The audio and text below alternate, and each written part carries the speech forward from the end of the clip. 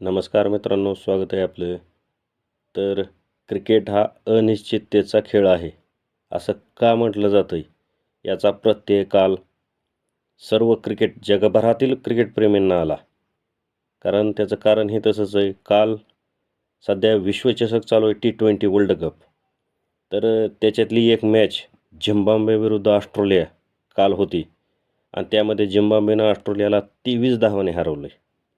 आता ही गोष्ट जे खरे क्रिकेटप्रेमी आहेत, जे क्रिकेट पाहतात आणि क्रिकेटचं ज्यांना वेड आहे, ज्यांना छंद आहे, त्या सगळ्यांना माहिती आहे की ऑस्ट्रेलिया आणि झिम्बाब्वे यांची कुठलीही तुलना नाही क्रिकेटच्या बाबतीत.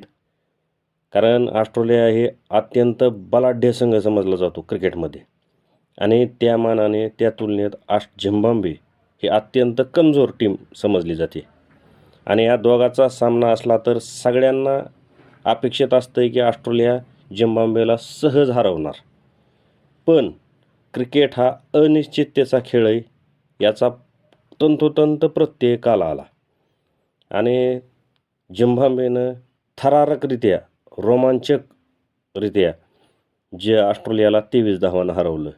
कालची मॅच पाहताना असं कुठंच वाटलं नाही की झिम्बाब्वे एक कमजोर टीम आहे किंवा एक बलाढ्य चांगल्या टीममध्ये त्याची गणना होत नाही आणि ऑस्ट्रेलिया एक अत्यंत बलाढ्य ताकदवान टीम आहे, असं कालची मॅच पाहताना वाटलं नाही.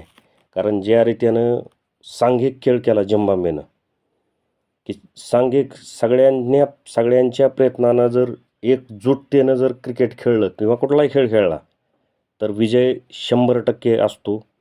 त्याचा प्रत्यय काल आला. आणि खरे जे क्रिकेटप्रेमी बऱ्याच वर्षापासून आपण पाहतो की ऑस्ट्रेलियाला भारतानं हरवणं किंवा भारताला ऑस्ट्रेलियाने हरवणं किंवा पाकिस्तान, न्यूझीलंड अशा टीमकडून ऑस्ट्रेलियाची हार होणं याच्यात काही विशेष नाही.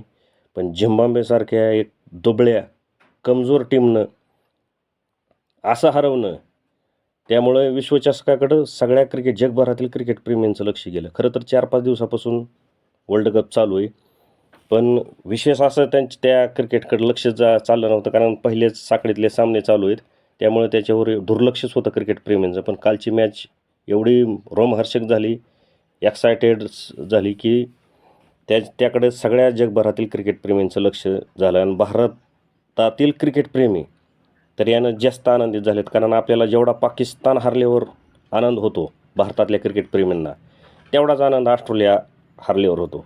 आणि त्याचं कारण हे सगळ्या जे क्रिकेटप्रेमी आहेत त्यांना सगळ्यांना माहिती की ऑस्ट्रेलिया आणि भारताचं क्रिकेटमध्ये किती वैर आहे. आणि अशाच मॅच पुढं होत राहावात आणि विश्वचषकाची मजा वाढत राहू, याचा आपण शुभेच्छा देऊ आणि इथं थांबू. जय हिंद, जय महाराष्ट्र.